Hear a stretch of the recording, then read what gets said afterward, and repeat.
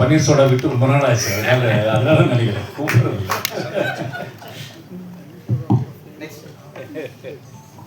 Sir இங்க மிஸ்கின் sir மாதிரி வந்து மிமிக்ரி பண்ண அவர் வந்தா சரியா இருக்கும்.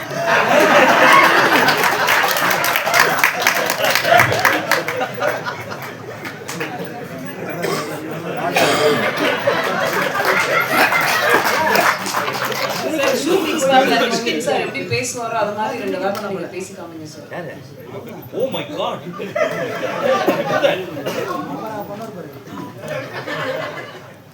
சார் அவர் மாதிரி டயலாக் ஏதாவது பேசி. இல்ல உங்க மாதிரி காட்ட சொன்னாங்க.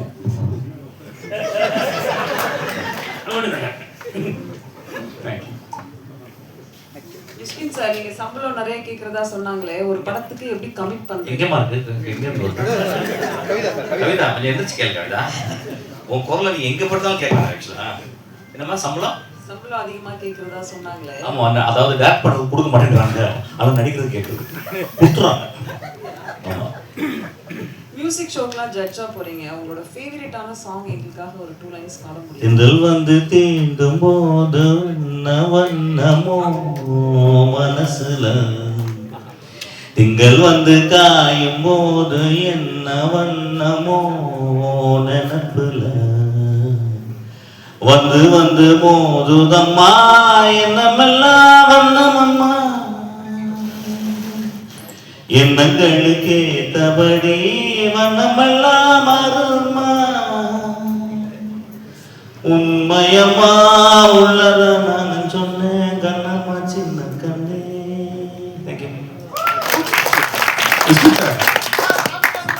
மிஸ்கின் சார், தமிழ் சினிமாவில் இப்படி எல்லாரையும் கூப்பிட்டு பன்னீர் சோடா கொடுத்தீங்கன்னா எப்படி கிரியேட்டிவிட்டி வரும், எப்படி சினிமா சீன் வரும், உடல் நலம் மனநலம் கிடையாதா? பாண்டியராஜ் சார் பன்னீர் சோடா குடிப்பாரு எங்களுக்கு எனக்கு தெரியும். நீங்க பன்னீர் சோடா குடிச்சது இல்லையா? பன்னீர் சோடா குடிச்சு பாருங்க, உங்களுக்கு உடல் நலம், அறிவு நலம், மனநலம் எல்லாமே நல்லா ஜாஸ்தி ஆகும். ஆக்சுவலா அது வந்து கோட் வேர்டு. நீங்க நான் எதை சொன்னீங்கன்னு நீங்க சொல்ல முடியாது. அதனால இப்ப நாங்க கண்டுபிடிச்சிட்டோம். we coin a word called panneer soda. it can be a real panneer soda, it can be a pseudo panneer soda. நீ சொல்ற மாதிரி பன்னீர் சோடா விட்டுட்டேன். சொன்னது 3 வருஷத்துக்கு முன்னால கதை. ரொம்ப நல்லவன்டா வெங்காயப்பா.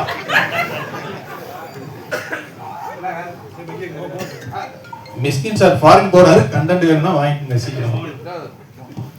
மிஸ்கின் சார், ஜெயராம் சார் கூட கொஞ்சம் வருத்தப்பட்டாரு, என்ன கூப்பிடவே மாட்டாங்க சார், என்ன கூப்பிடவே மாட்டாங்க பன்னீர் சோடா அதுல அப்படின்னு. எப்ப கூட போறீங்க? இதுவரைக்கும் என்ன கூப்பிடல சார். நீங்க பன்னீர் சோடா சாப்பிடுற மாதிரி ஐடியா இருக்கா சார்? நான் எதை நாங்க சொல்றோம் நீங்க நினைச்சு விட்டு வரணும் சொல்லுங்க. நல்லவங்க ஆயிட்டீங்க, எப்படி புரியவே இல்லை. ஏன் சார் நல்லவங்களா வரீங்க? பன்னீர் சோடா குடிச்சு பன்னீர் சோடா குடிப்பா சாமி, ஒரு பன்னீர் சோடா வாங்கிட்டா. பன்னீர் சோடா குடிச்சது இல்லை சார் நீங்க? பாண்டி சார், சரி சார், ரொம்ப நாளுக்கு அப்புறம் வந்து மேடம் கூட நடிக்கிறீங்க, அந்த பாண்டிங் எப்படி இருந்தது? ஏன்னா ஃபர்ஸ்ட் மாதிரியே வந்து அவங்க டோட்டலாகவே மாறிட்டாங்க, ரொம்ப அமைதியாக பேச ஆரம்பிச்சிட்டாங்க. முதல்ல வந்து ரொம்ப கரெக்டாக வந்து கேள்வியாக கேட்பாங்க. இப்போ வந்து எல்லாமே டோட்டலாக சரிப்பா எல்லாம் நம்ம பசங்க தானே பார்த்துக்கலாம்னு சொல்லிட்டாங்க. இப்போ எப்படி இருக்கு அந்த பாண்டிங்? இல்லை, நாங்கள் கிட்டத்தட்ட இப்போ கடந்த 40 வருஷங்களாக நிறைய படங்கள் 25 படத்துக்கு மேலே ஹீரோயினாக பண்ணியிருக்கோம். எந்த இடத்துல இந்த கிவ் அண்ட் டேக் மாதிரி எந்த இடத்துல நம்ம எந்த ரியாக்ஷன் போட்டால் புரோஷி அதை எப்படி திருப்பி ரியாக்ட் பண்ணுவாங்கிறது அது இத்தனை படங்கள் பண்ணதுனால நிறைய தெரியும். நான் அங்கே சேர்ந்து நடித்த படங்கள்லேயே 6 படத்துக்கு ஸ்டேட் அவார்டு வாங்கியிருக்கேங்க மலையாளத்தில். ஸோ அது அப்பப்போ தெரியாது. அதனால இந்த படத்தில் எல்லாமே நான் பண்ணுற ஒவ்வொரு டைலாக்கும், நான் பண்ணுற ஒவ்வொரு ரியாக்ஷனுக்கும் அவங்க ரியாக்ஷன், அது மாதிரி அவங்க பண்ணுறதுல என்னோட ரியாக்ஷன், அதுதான் இந்த படத்துலேயே ரொம்ப இம்பார்ட்டண்டான விஷயம். அது நல்லா ஒர்க் அவுட் ஆயிருக்கு. அது அவங்களால எனக்கு அது கரெக்டாக தெரியும். நான் இப்படி போட்டால் அவங்க அப்படிதான் ரியாக்ட் பண்ணுவாங்க. பாண்டி மணி வாழ்த்துக்கள், ரொம்ப நல்லா இருக்கு ட்ரெய்லர் பார்த்து. இப்போ 2 கேள்விகள் எனக்கு உங்ககிட்ட. ஒன்று வந்து ஊர்வசியம்மா பேசும்போது சொன்னாங்க, இந்த படம் வந்து மலையாள படங்கள் ரொம்ப வேகமாக எடுப்பாங்க, ஆனால் மலையாள படத்தை விட வேகமாக வந்து இந்த படம் எடுத்தது எப்போ ஷூட்டிங் ஆரம்பிச்சு எப்போ முடிச்சிங்கன்னே தெரியல அப்படின்னாங்க. அது ரொம்ப பெரிய காம்ப்ளிமெண்ட்டாக பார்க்குறேன். எத்தனை நாள் எடுத்தீங்க ஒன்று, அண்ட் இதுக்கான கதை எங்கேருந்து ஆரம்பிச்சது? இந்த கதை வந்து ரைட்டிங் ரொம்ப நல்லா இருக்குன்னு சொல்கிறாங்க. இந்த ரைட்டிங்க்கு என்ன வாட் இன்ஸ்பயர்டு, எங்கேருந்து ஆரம்பிச்சது, தொடக்க புள்ளி எது? நம்பர் ஆஃப் டேஸ் வந்து சொல்ல முடியாது. பட்ஜெட் பிஸ்னஸ் பற்றி பேசிக்கிட்டு இருக்கிறான். ஒன்றும் இல்லை, 45 நாளில் படத்தை முடிச்சிட்டோம். 45 நாள் படம், 2 நாள் ப்ரமோஷன் ஆகுது, 2 நாள். அதுக்கு எல்லாமே காரணம் என்னுடைய டீம், என்னுடைய ஆர்டிஸ்ட் தான். ஏன்னா அவங்க ஒன் டேக் ஆர்டிஸ்ட் எல்லாருமே. அப்புறம் இவங்களை வச்சுக்கிட்டு எத்தனை நாள் எடுக்கிறது, அது பெரிய இதுவாக கிட்டத்தட்ட 2 call sheet morning 7 to nearly night 7 வரைக்கும். Actually you have to consider this as a 60 days சொல்லலாம். ஆமாம், I think 60 days சொல்லலாம். 60 days சொல்லலாம். ஆமாம், ஏன்னா 2 கால் ஷீட் போகணும், அதனால போனோம். இன்னொன்று அந்த வீட்டுக்குள்ள எடுக்கிறது ரொம்ப ரொம்ப கஷ்டம். அம்மா சொன்னது மாதிரி கேமராமேன் வந்து அப்படியே ஃபுல்லாக வீடியோ தெரியாது, ஃபுல்லாக பிளாக் கிளாத் மூடி வரும், சின்ன இடம் தான். அதுக்குள்ள என்ன பண்ணுவாங்கன்னா இவங்க பண்ற காமெடியை சிரிக்கிறதுக்காகவே கூட்டமா எல்லாம் மேக்கப் எல்லாமே அப்படி நின்றுவாங்க. உங்க காம்போவை பார்த்து சிரிக்கிறதுக்காகவே ஒவ்வொரு போயிட்டே இருக்கும். ஆனாலும் அதுக்குள்ள வந்து அம்மா சொன்னது மாதிரி அந்த ரைட்டிங் தான் வந்து அந்த சிரிப்பை வந்து அவ்வளவு கொடுத்தது. அதுக்காக வச்சு அது ரைட்டிங்காக வந்து இந்த படத்தை நான் 3 வருஷத்துக்கு முன்னாலே எழுதுனேன். இது வந்து லாக்டவுன் டேதுலேயே அந்த கதையை நான் எழுதிட்டேன். ஒரு சின்ன ஸ்பார்க் தான். என்னுடைய அஸ்வின் அசிஸ்டண்ட், கப்புள் ஃப்ரெண்ட்லி டைரக்டர்னால அவன் வந்து ஒரு வெப் சீரிஸ் சொன்னான், இதை பாருங்க அவங்களுக்கு ரொம்ப பிடிக்கும் அப்படின்னு சொன்னான். அந்த ஹிந்தியில் வந்து குல்லக் அப்படின்னு சொல்லி சோனியில் இருக்கும் அந்த வெப் சீரிஸ். அதை நான் பார்த்தேன். இதுக்கும் சம்மந்தம் இல்லை, அதை நான் தழுவல் அப்படிலாம் போட்டுறாதீங்க. அது சீன் எதுவுமே இருக்காது. அதில் ஒரு அப்பா அம்மா 2 ஆம்பளை பசங்களுக்கு நடக்கிற ஒரு கதை. அது வந்து இதை சொல்லி இது மாதிரிலாம் நான் வந்து ஒரு வாரத்தில் கதை பண்ணிடுடா அப்படின்னு எங்கள் பண்ணுங்கன்ட்டு போயிட்டான். அந்த சவாலை எடுத்துக்கிட்டு பண்ணாங்க. இந்த கதை தான் இந்த கதை. அது வந்து அப்புறம் வேறையா சுவாரஸ்யம் மாறி அதுக்குள்ள ஒரு கொலை விழுந்தா எப்படி இருக்கும், அந்த கொலையை யாருது அப்படின்னு அது வந்து ஒரு கதைகளை நான் ஏற்கனவே பண்ணியிருக்கிறதுனால அந்த மூடுக்குள்ள இதை வந்து ஒரு டார்க் காமெடியாக பண்ணால் எப்படி இருக்கும் அப்படின்ட்டு நான் ஸ்கிரிப்டாக எழுதி தூக்கி வச்சுட்டேன். அப்போ ஜெகண்ணன்கிட்டையும் திவ்யா அவங்க அப்போ வந்தாங்க. அவங்க வந்து வேற ஒரு படத்தில் ஒரு பண்ணிட்டு இந்த ஸ்கிரிப்ட் புக் எடுத்து கொடுக்கும்போது அவங்க வந்து சார் இதை உடனே பண்ணுங்க சார், இது ரைட்டிங்காக செம்மையாக இருக்குது அப்படின்னாரு. சண்முகராஜன் சொல்லி நண்பர் ஒருத்தர், அவரும் வந்து பாண்டியராஜ் ரொம்ப நாளைக்கு அப்புறம் இது வந்து உங்களுடைய ரைட்டிங் அது வேற மாதிரி இருக்குது அப்படின்னு அவங்க சொன்னதுனால சரி இது போய் படமாக பண்ணிடலாம் அப்படிங்கிறது. ஒவ்வொன்றும் அதான் ஒவ்வொரு ஆளும் இந்த படத்தை பண்ணுறதுக்கு ஒரு உந்துதலாக இருந்தாங்க. அதில் என் உதவிக்கு ஒரு ஜீவான்னு ஒருத்தர் இருக்கிறான். அவன்கிட்ட தான் நான் எழுதி டைப் பண்ண சொல்லுவேன். அவன் பண்ணும்போதே டைப் பண்ணும்போதே அவன் பயங்கரமாக இதுவாகும், சார் செம்மையாக இருக்குது சார், அது ரைட்டிங்காகவே நல்லா இருக்குது அப்படின்னு. அப்போ எல்லாருமே சேர்ந்து இந்த ரிம்பலன்குவை என்னை பண்ண வச்சுருக்காங்க தான் நான் சொல்லுவேன். சார் தமிழ் சார் நடிக்க காரணம் என்ன? 7 வருஷத்துக்கு வாங்கின கடனா இல்லை நன்றி கடனா? கடன் நன்றி கடன் ரெண்டுமே இருக்கு. அன்னைக்கு வாங்கின அட்வான்ஸ் மட்டும் கிடையாது. எனக்கு பிரச்சனை வரும் போதெல்லாம் வந்து இவர் தான் ஃபோன் அடிப்பேன். எப்பவுமே இல்லைன்னு சொல்லாம கொடுக்குற ஒரு நல்ல நண்பர், ஆத்மார்த்தமான நண்பர். அது மட்டும் கிடையாது, என்னைய வந்து காஸ்ட்லியான ட்ரெஸ் போட்டு பார்க்குறது எல்லாமே வந்து என்னை ரசிப்பார். என்னை வந்து ரொம்ப அப்போ அவருக்கு ஒரு இந்த கதை வந்து நல்லா இருக்கு, அவருக்கு இந்த இதை கொடுத்தோம்னா அந்த நட்புக்கு ஒரு மரியாதையாக இருக்கும் அப்படிங்கிற ஒரு இதுதான். அவரை நடிக்க வச்சதுக்கு காரணம் வந்து அவருக்கு அரசியல் ஆசை இருக்கு, அவர் மூஞ்சியை வெளியில் நல்லா காட்டலாம் அப்படிங்கிற ஒரு நண்பனுடைய ஆசையும் வச்சுக்கலாம். மிஸ்கின் சார் இங்கே சார் ஆக்சுவலி கேள்வி பதில் இருக்கு அப்படின்னு தெரிஞ்சோன்னு நிச்சயமா அரசியல் கேள்வி இருக்கும் அப்படின்னு உங்களுக்கு தெரியும். ஸோ என்ன கேள்வியா இருக்கும்னு நீங்க எதிர்பார்த்தீங்க, என்ன பதில் உங்ககிட்ட இருந்துச்சு? இவ்வளோ ஒரு காம்ப்ளிகேட் கேள்வி வேணாம், நீங்க கேட்கலாம் டைரக்டா. நீங்க இல்ல நீங்க எனக்கு புரியுது, you are very smart, I know, I understand totally, but I think better you emit out that question. Okay sir, இப்போ இருக்கிற சூழல் எப்படி இருக்கு, நீங்க இதை எப்படி பாக்குறீங்க? எக்ஸ்ட்ரானரியா இருக்கு.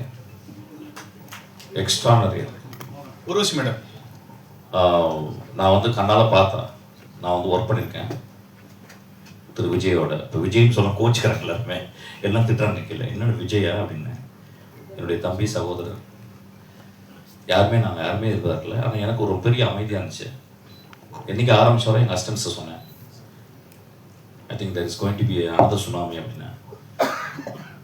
I told him very specifically the day he is going to walk into the Kanyakumari or south extreme, people going to follow him like anything. I'm சொன்னேன். நான் சொன்னது நடந்துச்சான்னு தெரியாது, ஆனால் deep down I felt that this man will come up. என்னுடைய ஆஃபீஸில் நிறைய நண்பர்கள் வருவாங்க, டைரக்டர் நண்பர்கள் வந்து நிறைய ரைட்டர்ஸ் வருவாங்க. எல்லாருமே வந்து யாருமே ஒரு சீட்டு 2 சீட்டு தான் வருவாங்க கூட அது கூட சொல்லலை, வர ஒரு சீட்டு கூட வரமாட்டார் அப்படின்னு சொன்னாங்க. நான் ரொம்ப அமைதியாக இருந்தேன். ஸோ இன்னைக்கு வந்து ஸ்வீப் ஆக்சுவலி இது வெரி ஹார்ட் ஒர்க்கர், வெரி ரொம்ப முக்கியமான ஒரு பாயிண்ட் சொல்லணும்னா strong will man actually. And இப்போ வந்து அவர் வந்து சினிமாவில் இருக்கும்போது வந்து ஒரு கால் ஷீட்டில் ஹீரோவாக இருந்தார். இனிமேல் வாழ்நாள் முழுவதும் ஹீரோவாக இருக்கணும் ஆக்சுவலாக இருப்பார். Will do good actually, will all pray for will do good. I know keep down. நம்ம நிறைய பேர் அவர் பிரச்சாரம் பண்ண போல ரொம்ப கேரக்டர் அசாசினேஷன்லாம் பண்ணாங்க. நான் பழகினது ஒரு 60 நாள், அதுக்கப்புறம் ஒரு 20 நாள் ஆச்சு. அந்த 80 நாட்கள்லாம் ஐ குட் சி, பிகாஸ் நான் நிறைய வாழ்க்கையை படிக்கிறேன், நிறைய யோசிக்கிறேன். Is a great man actually, is a great. இப்போ சொல்லுவாங்க நிறைய பேர் வந்து இதெல்லாம் வந்து தேர்தலுக்கு முந்தி தேர்தலுக்கு முந்தி சொல்ல மாட்டேன். Because we are apolitical. we know both the families. எங்களுக்கு தெரியும், எனக்கு உதவியும் தெரியும், உங்களுக்கு தெரியும். நாங்கள் தேர்தல் அப்போ நாங்கள் எதுவுமே சொல்லக்கூடாது. we have to keep quiet. There are the places where we have to keep quiet, we have to keep quiet. So I kept quiet actually. But deep down, I felt this is going to happen. 100% is going to happen, I know that. And it will happen. And he is going to do wonder, I am telling you. நான் வந்து நிச்சயமாக போய் எந்த ஒரு ஹெல்ப்புக்கும் போகிறதில்ல. அவர் எந்த இடத்துல நான் டிஸ்டர்ப் பண்ண மாட்டேன். டிஸ்டன்ஸ்லேருந்து பார்ப்பேன், டிஸ்டன்ஸ் வந்து வாழ்த்துவேன், டிஸ்டன்ஸ் தான் ஒர்க்காக ப்ரே பண்ணுவேன். இதுக்கு நான் சொல்கிறது வந்து கொஞ்சம் கூட எந்த ஒரு அஜெண்டாக்காவும் நான் சொல்லவே இல்லை. he will do great things. நம்ம சொல்லலாம் அவருக்கு என்ன அனுபவம் இருக்குன்னு சொல்லிட்டு. வந்த எல்லாருக்குமே அனுபவம் கிடையாது. அவர் நல்ல மனுஷங்க இருக்கிறாங்க, சகாயம் போன்ற மனிதர்கள் இருக்காங்க. they will teach him. best people இருக்காங்க, they will teach him. he will do great things to people. I know. Thank you.